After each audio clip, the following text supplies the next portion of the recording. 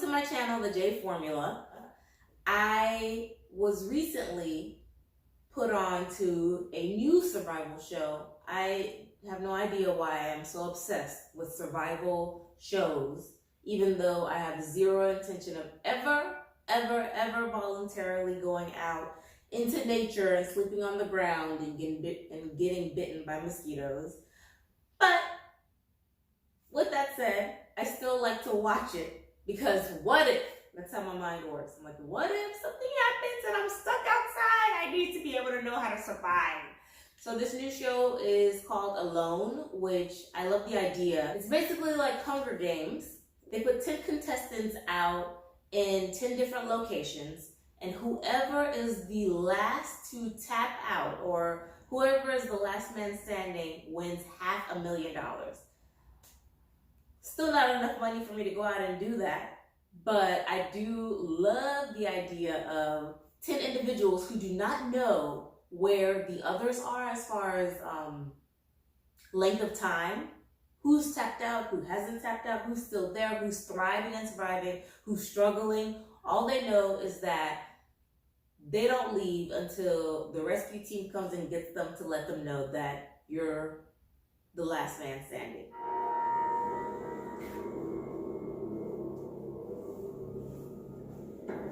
Prove that I can come out here and exist in the wilderness as long as I want to. This is going to be a bitch. Nobody knows what it's like here except for the 10 guys out here doing it. Oh, there they go. You guys got radio. So this is going to be home. We have to film it and we're totally alone. I'm in shelter. There's nobody here but me. I think I'm too far gone. So I'm losing it. Yeah, you're scared to death. I feel like I'm starving. Oh. Last man standing wins $500,000. I want to go home. I want to win. This is a chance in a lifetime. Northern Vancouver Island, Canada. It's cold. So they each get a backpack where they can put whatever they want. So the one thing I'll say that off the bat I'm not as pleased about with this show is that they don't have a camera crew. And even though going out with a camera crew is not really survival, still you get the best angles for everything that happens.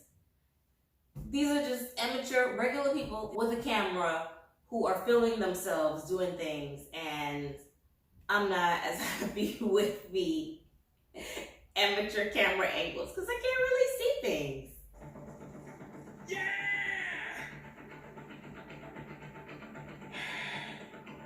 I feel like a mosquito in a nudist colony. So much work to do. I never heard that one before, but all right. Is not just being away. Seeing my boat leave.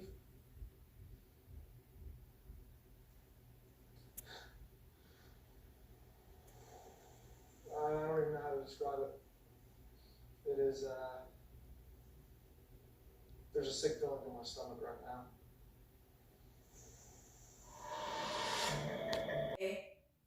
I'm gonna call it. This one, it's gotta be one of the first to tap out.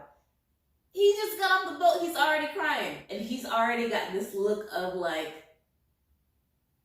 I'm out in the wild. What did I get myself into? He's already got a scared look in his eye. And it's not even been like 5 minutes yet. Just protect me from the He said he's in his zone. What do I have here? Dude, it's just going to be completely overwhelming. I have an area of focus right now.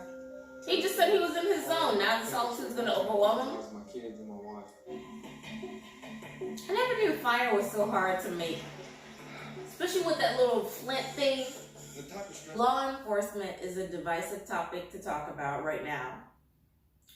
But hearing that he's a law enforcement officer and also having a very extensive history watching these shows, people who believe that being a cop equates them to survive in the wilderness are always one of the first to go. It's law enforcement, And then military is 50-50. Military is 50-50. Sometimes they make it, sometimes they eat something and then they're out, or, you know, something happens that is like, oh my God, I could have done this if it wasn't for X, Y, and Z. So, 1, he almost cried 5 minutes in. 2, he just told me he's law enforcement and he called people animals, whatever. So, guaranteed he's the first one to go. Guaranteed. He's standing right under bears on a tree.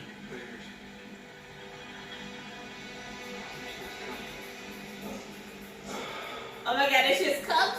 Nah. This is crazy. I ain't fucking with no mama bears. Find bears.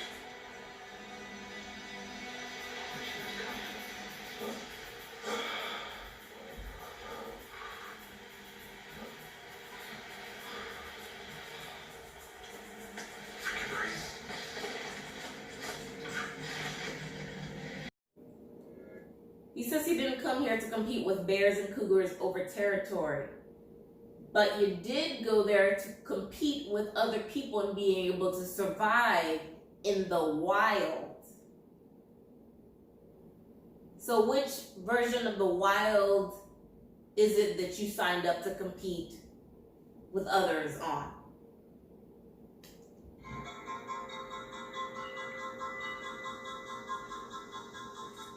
Hello, Mr. Green Camera. How are you doing today? Look at this. It looks so funny when I do this. Whoa, whoa, whoa, whoa, whoa, whoa, whoa, whoa, wow. Hello, Mr. Game Camera. You doing okay? Oh, yes.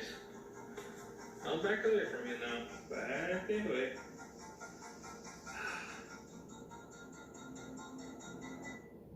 This kid. I think the 22-year-old might be the underdog, and I'm gonna predict he'll make it at least halfway through, at least. So he's already just like, he's there, but he's cracking jokes. You don't see him making any attempt to look for a place for shelter. He's not looking for food, for water. He's playing with the camera. All right.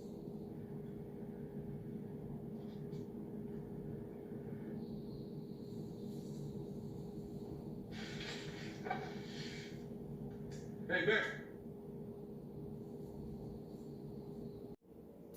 Do bears really scare that easy? All you have to do is go, oh, oh, and they run away? Huh. Day 2, 7 a.m. A rescue team is coming. Josh is out. I called it. Didn't I call I it? can't take a chance. I feel. Dr. Judith here. Let me get my glasses. Police officer who has done many, many scary things thinks that what he has faced in the being a law enforcement officer around criminals prepares him to deal with nature's best, brightest, strongest, toughest.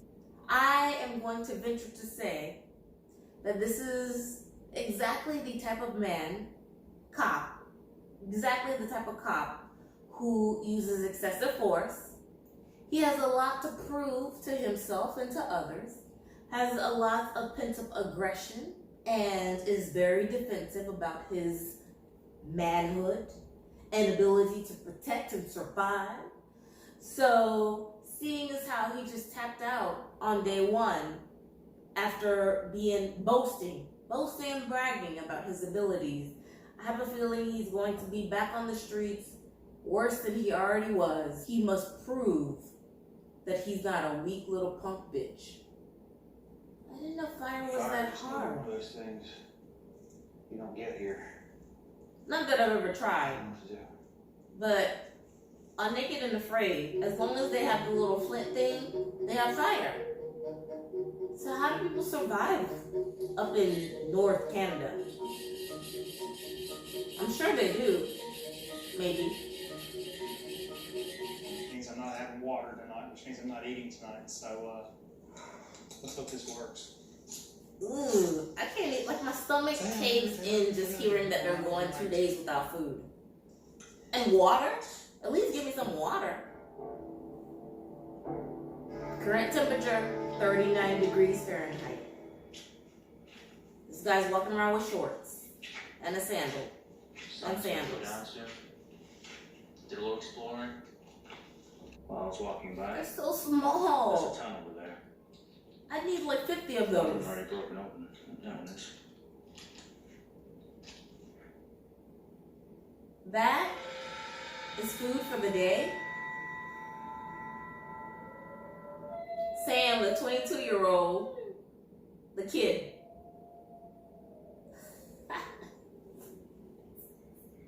That was awesome. That was so cool. That was that.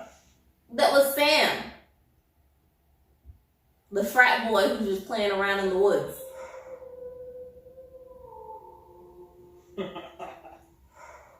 He's having a blast. Oh, man. What? Is he even trying to survive? Like, where's his sleeping bag? Where's his fire? Where's his So I hear food? wolves howling. It's dark. It's starting to fall. It's not dark yet. Sunset.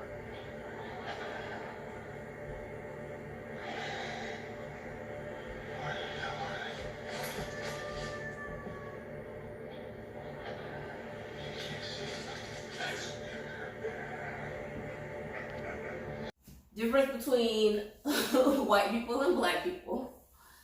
White people run towards the sounds, making them scared. Like, what is that? Where is that coming from? Let me go look for it. Whereas, I'm out. The sound is a warning sound. That sound is a warning sound, which tells me, get the F out of there, save my life, every man for himself. So after episode 1, I'm not as into it as I would be my usual Naked and Afraid. I'll give it another shot and go on to episode 2 because of the 22-year-old kid who seems like he's just playing in the playground. Vancouver, 39 degrees Fahrenheit, and he's like playing with the camera and howling to make wolf sounds and communicate with the wolves. We'll see. There's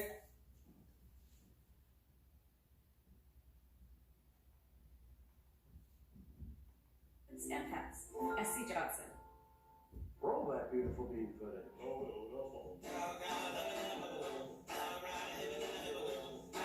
no. You know, some things just make summer summer, like Bush's baked beans. These are real people, not actors. We've got their eczema under control.